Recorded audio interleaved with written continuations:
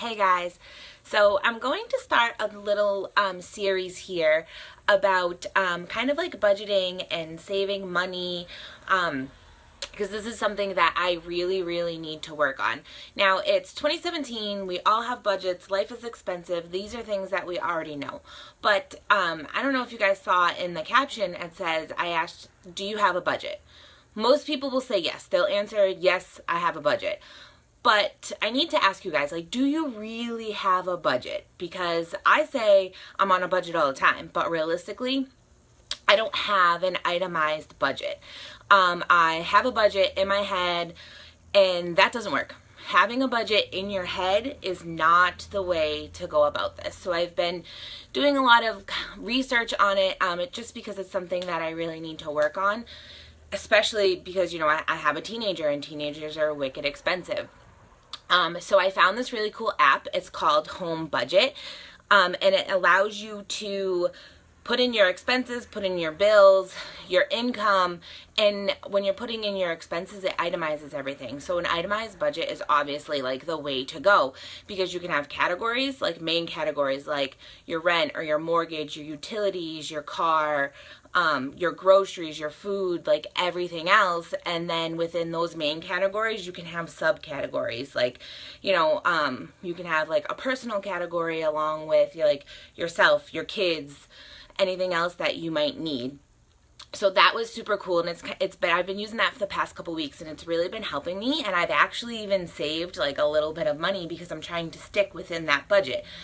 Before I started itemizing things and keeping track, because I wasn't keeping track in my head, just wasn't working, and I was doing a really bad job at it.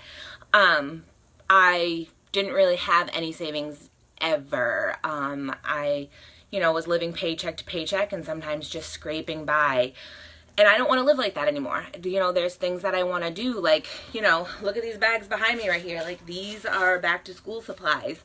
Obviously I had to, you know, budget for those, like, you know, so there's a few things that you can do when you're setting up your budget. I would definitely recommend setting up an itemized budget, writing things down. If you're not going to get like an app, there's plenty of websites that like have templates that you can use or things like that. I did download that Home Budget app, and it's pretty freaking amazing. I did pay. I didn't get the free one just because there's only so many expenses that you can add each month. So I did pay for the full app on that. And, you know, then I also try to expect the unexpected, because let's be honest, life happens, and life will throw you a curveball when you're least expecting it. It could be a car repair, it could be a medical expense, it could be picture day 2 days after your kids go back to school, after you just bought all these school supplies. Thank you Millbrae Public Schools. You know, all these like things that you don't think of. And then, you know, I set like a schedule, like have paying off debt be one of the highest things that you want to achieve when you're setting up your budget, because who wants to have debt? Nobody wants to live in debt. I don't want to live in debt anymore, and I have debt. You know, and I did sit down with my son, and I made him aware of what I'm doing, how, you know, for a while things are going to be tight.